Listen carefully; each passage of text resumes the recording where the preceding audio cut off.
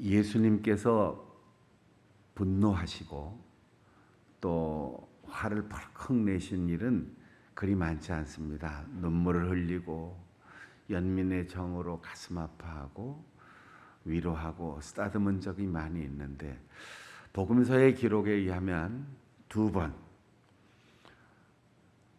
금식하고 광야에서 공생애를 준비할 때 마귀가 와서 참 좋은 얘기를 하면서 예수님을 유혹했습니다. 40일 동안이나 굶주려 있는 분에게 당신 하나님의 아들인데 이렇게 굶어 죽어서 해야 되겠는가? 이 일을 하려면, 복음을 전하고 하나님 나라를 이 땅에 세우려면 건강하게 힘이 넘쳐야 하니까 천지를 창조하신 하나님의 아들 그 권능으로 당신 앞에 있는 돌멩이를 떡으로 만들어서 먹고 기운 좀 차리세요. 성전 꼭대기에서 뛰어내리면 당신이 하나님의 아들인 것 다 인정하고 천사들이 와서 받들어서 섬길 것 아닙니까? 인기 그리고 명예, 이런 것으로 복음을 전하면 얼마나 효과적인지 모릅니다. 유혹합니다. 딱 한 번만 눈 감고 나에게 절하면 이 세상의 모든 권력을 당신에게 다 주겠습니다. 얼마나 그럴듯합니까? 우리가 이런 유혹에 넘어가지 않을 방법이 있을까요? 한 번만 딱 질끈 눈 감고 죄와 타협하고 그 제안을 받아들이면, 권력을 가진 다음에 선하게 쓰면 되지, 이렇게 생각할 수 있어요. 배고픈데 지금 아무도 알아주지 않는데 먹을 것과 그리고 명예와 인기가 있으면 복음을 전하는데 훨씬 더 효과적이지 않을까, 이런 생각을 할 수 있어요. 이때 나타난 사탄이 우리가 상상하는 것처럼 그렇게 흉물스럽게 공포 가득한 분위기에 예수님께 왔다고 생각할 수 없습니다. 아주 멋지게 생긴 남자, 그리고 아름다운 옷을 입고 나지막한 목소리로 사람의 마음을 움직일 만큼 그럴듯한 내용으로 예수님을 유혹했을 겁니다. 그때 예수님께서는 사탄아 물러가라. 나는 하나님께만 경배하고 하나님의 말씀의 양식만 먹고 살겠다. 하나님을 시험하지 않겠다. 주님께서 단호하게 말씀하셨습니다. 두 번째의 경우, 주는 그리스도시요 살아계신 하나님의 아들이십니다. 이렇게 고백하는 베드로에게 참 잘했다. 이제 너의 그 올바른 신앙 고백 위에 나의 몸, 내가 세상을 떠난 이후 이 땅에 내 이름으로 믿는 사람으로 구성될 교회의 설계도를 너에게 보인다.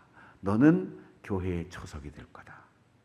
이렇게 칭찬한 후에 그 방법을 설명하셨습니다. 교회를 세우고 이 땅에 하나님 나라를 세워가는 방법이 칼과 창으로 로마 제국을 물리치거나 다윗의 왕권을 이 땅에 다시 세우는 것이 아니고 십자가를 지고 죽는다. 이 얘기를 들으면서 베드로가 선생님, 그렇게 죽으면 교회 어떻게 세울 겁니까? 아직은 아닙니다. 그리 마옵소서. 얼마나 인정이 넘치는 격려와 위로의 뜻을 예수님께서 받아들일 수 있지 않았겠습니까? 누구든 예수님이 십자가에서 죽는다고 하는데 잘 가세요 하고 보내드리겠습니까? 제가 간혹 우리 성도들에게 얘기합니다. 기도원에 가서 기도 좀 하자. 금식 좀 하자.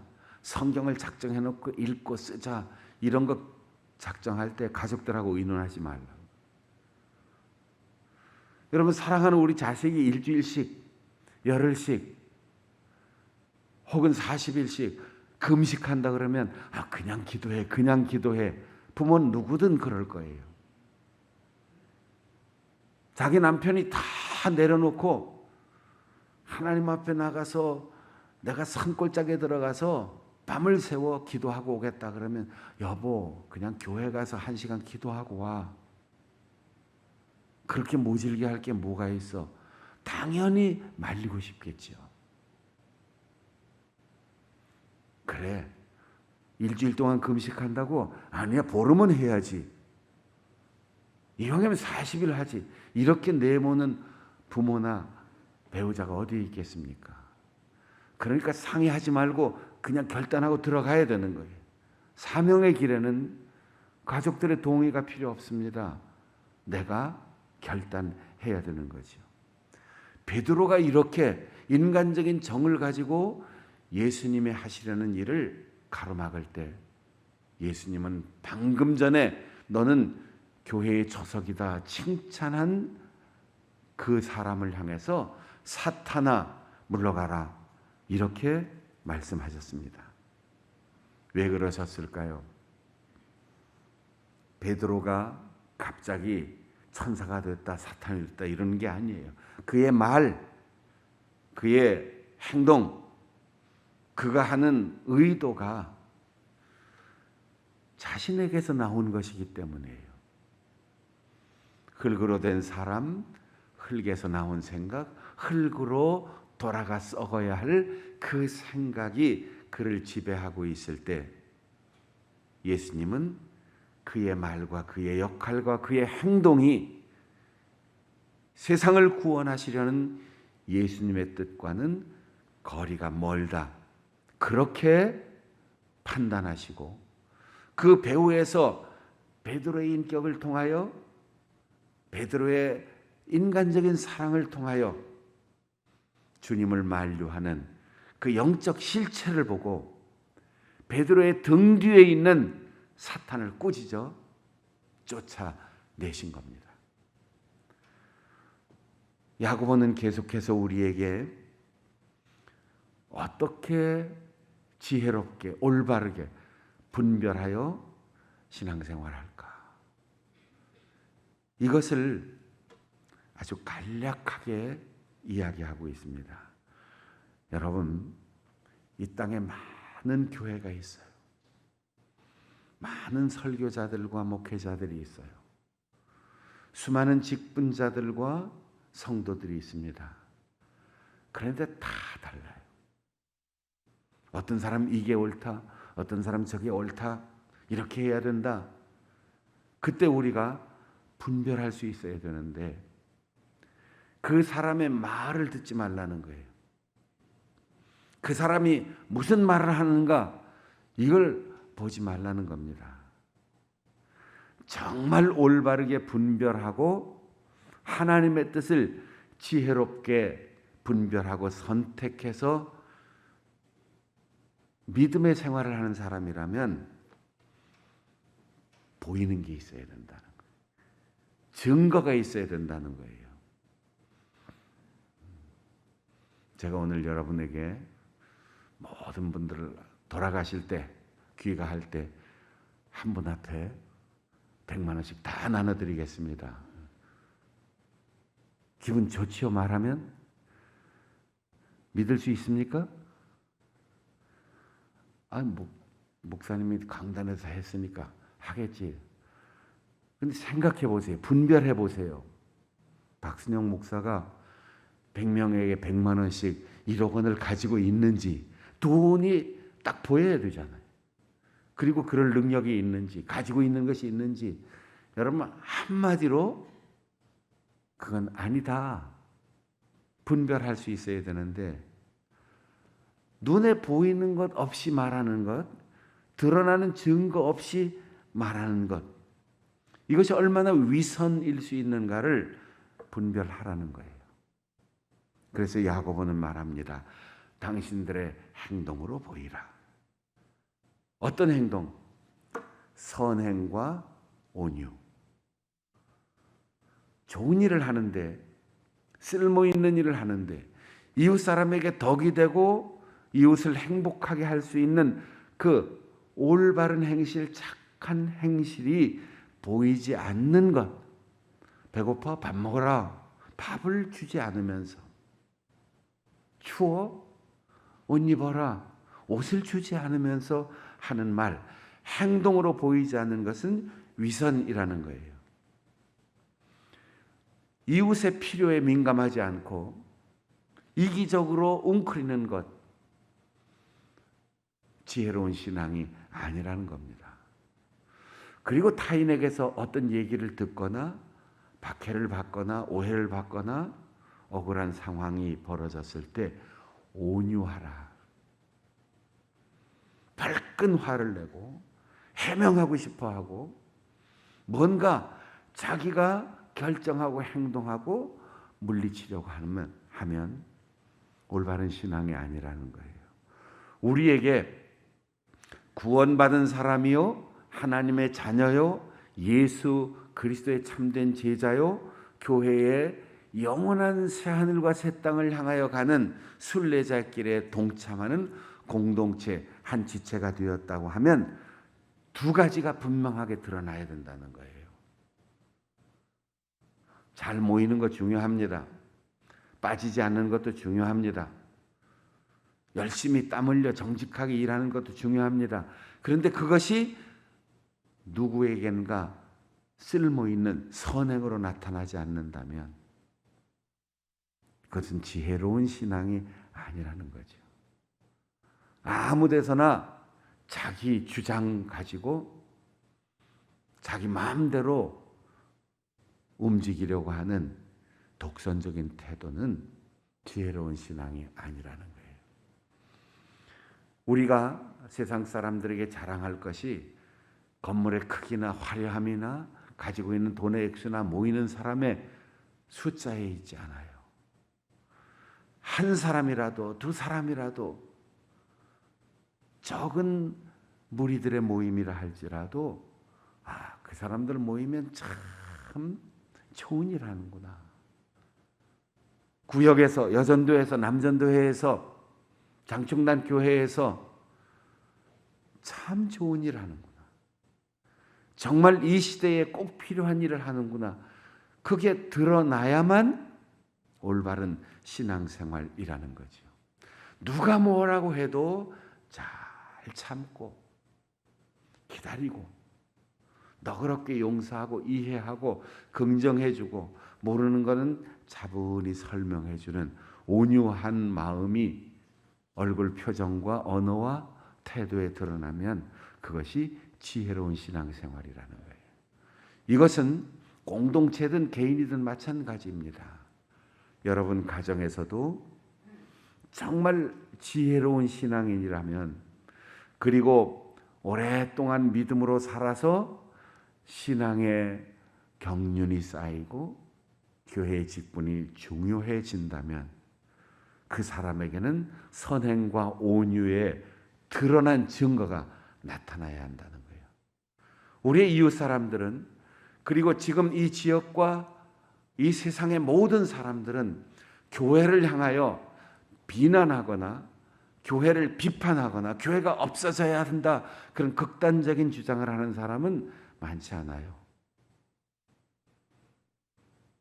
때로는 비판, 때로는 잘못됐다고 지적, 공격하는 것 같지만 교회에 대한 기대가 있기 때문입니다.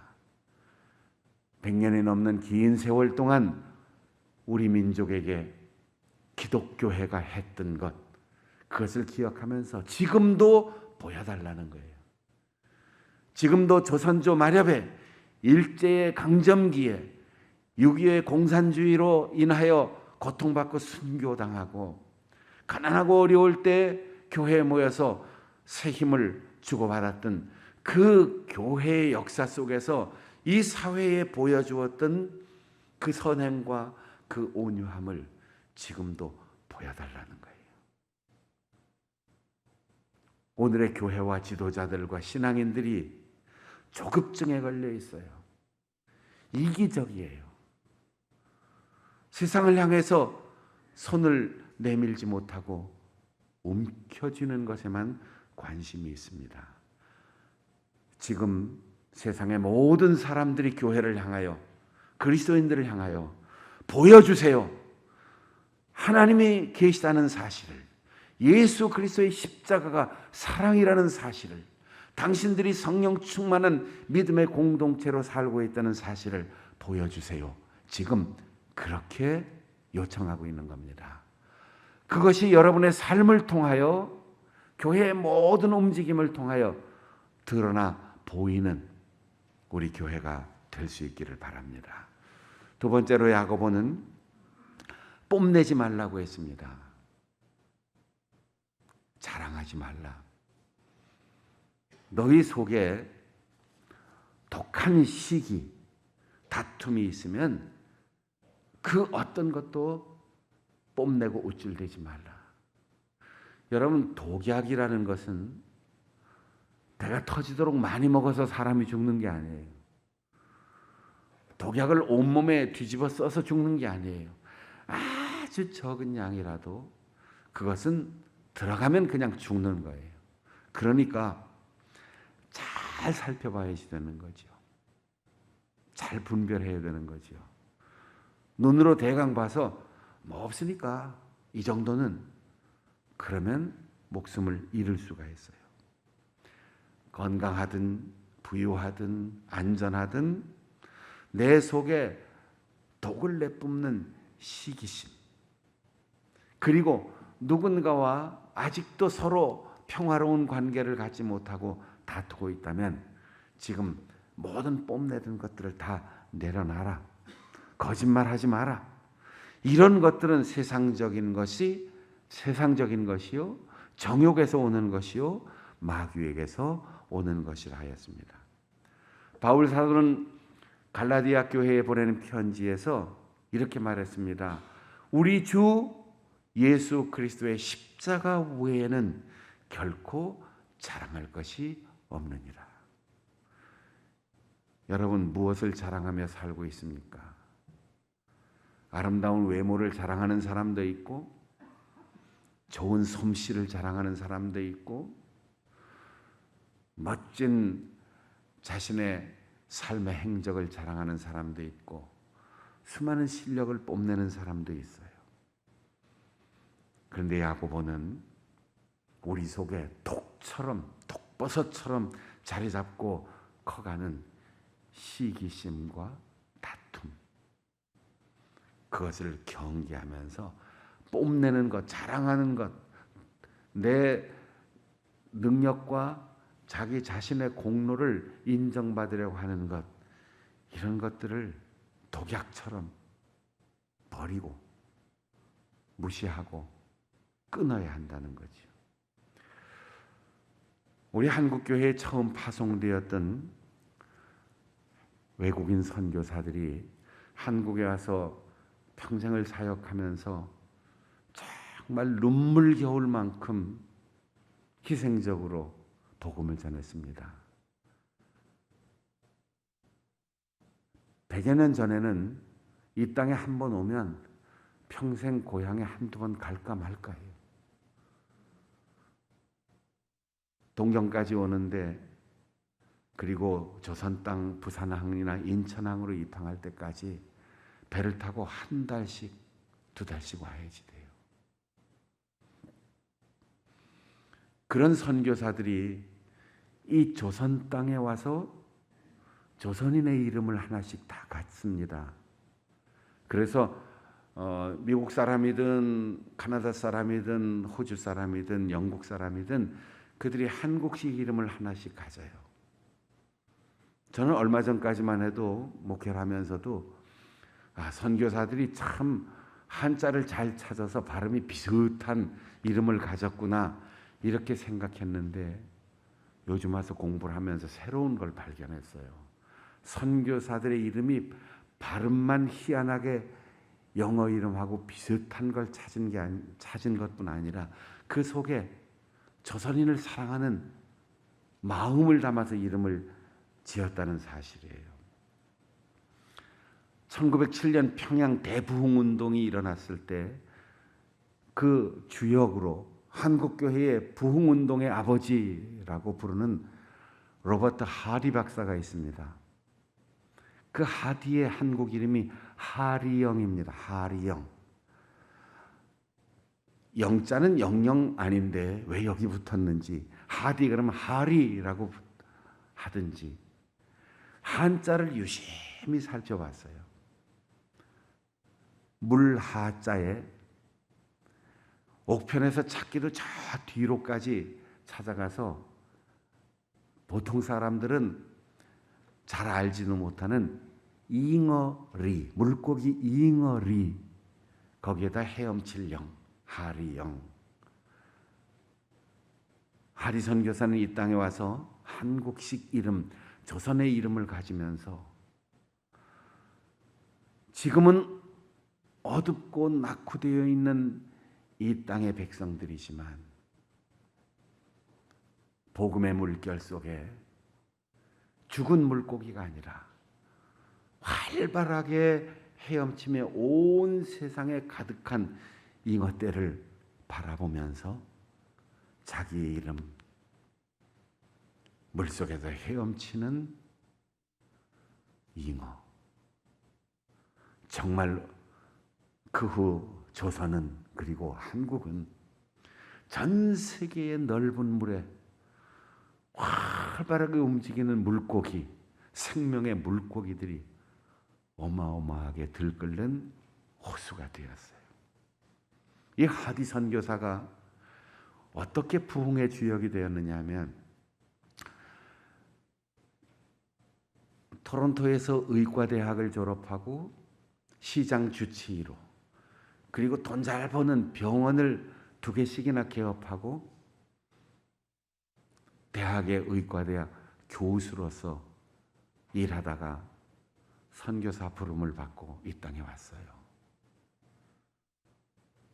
1903년부터 선교사들과 지도자들을 중심으로 계속해서 수련회를 하는데 어느 날 이분이 눈물로 회개하기 시작한 거예요. 나는 백인이라고 하는 우월감과 의사라고 하는 오만함과 지식인이라고 하는 자부심으로 은근히 조선 사람들을 무시하며 살아왔습니다. 이것이 얼마나 큰 죄인지 이제 깨달았습니다. 선교사가 회개하기 시작한 거예요. 이 회개가 선교사들 전체에게 번져나가기 시작했어요. 마침내 1907년 평양에 조선의 지도자들까지 다 회개하기 시작하면서 우리 한국 선교 역사에 남는 평양 대부흥 운동이 일어났던 거예요.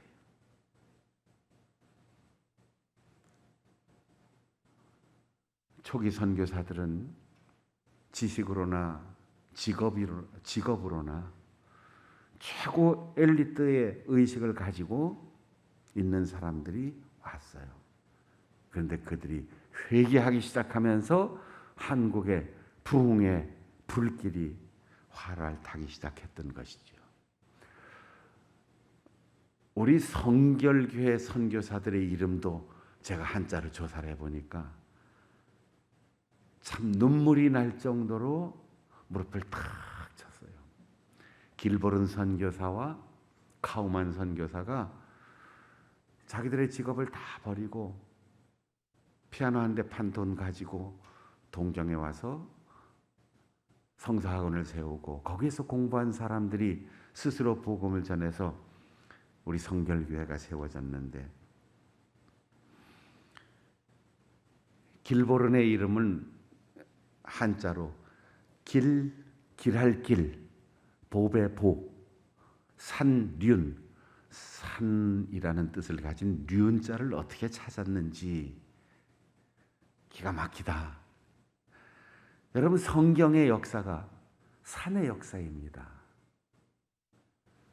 시내산에서, 호렙산에서, 갈멜산에서, 그리고 갈릴리 언덕 산에서 하나님은 부르시고 가르치시고 천국 비밀을 알려주셨습니다.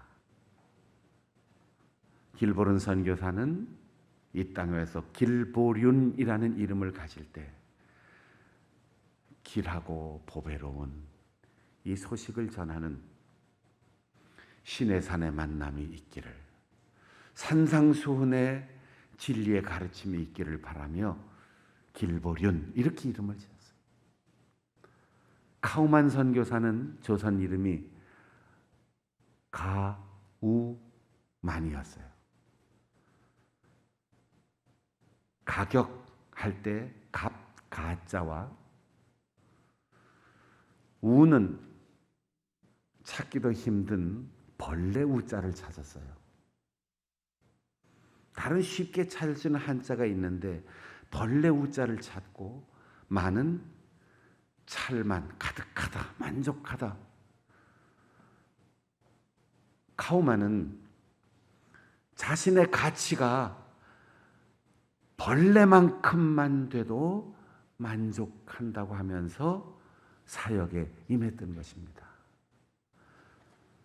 저도 처음 예수 믿을 때 중학교 3학년 때 부흥강사 목사님이 와서 학생 집회를 인도하는데 일주일 내내 웬 말인가 날 위하여 주 돌아가셨네, 벌레 같은 날 위하여 큰 해 받으셨네. 그 찬송을 일주일 내내 눈물을 흘리면서 부르는 그 찬송을 들으면서 처음에는 왜 벌레냐? 하필이면 왜 벌레야?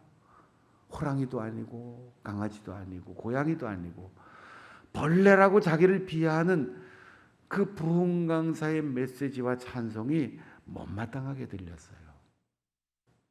근데 복음 십자가의 사랑을 알고 나니까 벌레만도 못한 나를 위하여 주님께서 죽으셨다, 이걸 깨닫고 나니까 눈물로 감사할 수밖에 없었어요. 우리나라에 처음 온 선교사들 중에 미국의 선교사들이 대부분, 그리고 카나다에서 온 분들이 제법 있었습니다. 그 중에 제임스 게일 선교사, 기일이라고 하는 세상에 한 사람, 참 독특한 사람이 있어. 그래서 기일이라는 이름을 가진 제임스 게일 선교사와 하리영이라고 하는 헤엄치는 물고기 잉어라고 하는 이름을 가진 하디 선교사와, 그리고 어비슨이라고 하는 이름을 가진 에비슨 선교사가 모두 카나다에 있는 토론토 대학의 의과대학 출신의 의사들이었습니다.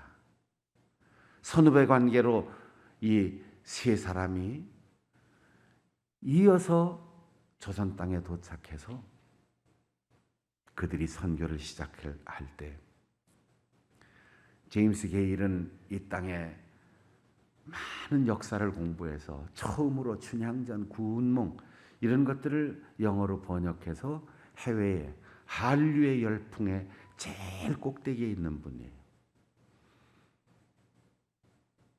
영어와 한글을 대비시킨 사전을 만든 사람입니다. 하디는 부흥운동의 주역이었어요. 에비스는 의사였던 알렌이 일찍 죽고 고종 황제의 칙명으로 만들어졌던 제중원을 맡아서 운영하면서 미국에 가서 세브란스라고 하는 후원자에게 후원금을 받아와서 우리나라에 세브란스 병원을 세우고 의대를 세우고 처음으로 우리나라의 의사를 가르쳐 길러낸 선교사입니다. 그런데 옛날 문헌을 보면 우리는 이런 사람들을 의료 선교를 한다, 의료 선교사다 이렇게 표현하는데, 이 카나다 선교사들은 의료 선교라는 말을 쓰지 않았어요. 선교 의료라고 했어요. 그게 그거 아니냐 이렇게 생각할 수 있는데, 바꿔놓고 한번 여러분 생각해 보세요. 의사 선교사라고 말하지 않았어요. 선교 의사라고 표현했어요. 같은 단어인데 앞뒤를 바꿔놓고 생각하면서 이 땅에서 선교한 거지요. 의료를 선교의 도구로 쓴 것이 아니고, 의료가 곧 선교다 이렇게 생각했고, 의사가 선교사로 온 것이 아니고 선교를 위해서 의사가 됐다. 그들은 그렇게 자기 정체성을 인식하고 이 땅에 와서 헌신했던 것입니다. 초기 선교사들의 이 겸손, 조선 땅을 사랑하는 그 뜨거운 사랑이 오늘날 한국 교회의 초석이 되었던 것이죠. 세 번째로 야고보는 이런 세상의 정욕, 마귀에게서 오는 그런 지혜, 시기 질투가 있으면 독처럼 버리라. 그리고 위로부터 오는 지혜가 있다라고 말했습니다. 위로부터 오는 지혜. 우리가 거듭난다라고 하는 중생은 사실상 위로부터 난다는 뜻입니다. 처음부터 다시 태어난다는 뜻입니다. 높은 곳에서 태어난다는 뜻입니다. 지혜도 땅에서부터, 정욕으로부터, 마귀로부터 오는 지혜가 아니라 하나님으로부터 위에서 내려오는 지혜는 성결하고 화평하고 관용하고 양순하고 긍휼이 가득한 지혜가 하늘의 지혜요. 그것이 바로 선한 열매를 거둘 수 있는 지혜이며, 그 열매를 위해서 화평을 심으라고 했어요. 여러분, 교회 때문에 다툼이 생기는 일이 제법 많습니다. 신자들끼리 소송하는 일도 제법 있습니다. 평화로운 곳에 가서 이기적인 열심 때문에 갈등을 일으키는 그리스도인들도 있습니다. 평화가 무너지고 화해하지 못하는 곳에 어떠한 가치관을 심어도 유익하지 않습니다. 예수님은 십자가에서 당신이 죽으심으로 하나님과 사람 사이를 화평케 하였습니다. 사람과 사람 사이를 화평케 하였습니다. 평화가 없이는 그 어떤 것도 이 세상에서 존재할 수 없고, 그것의 가치를 아름답다고 말할 수 없습니다.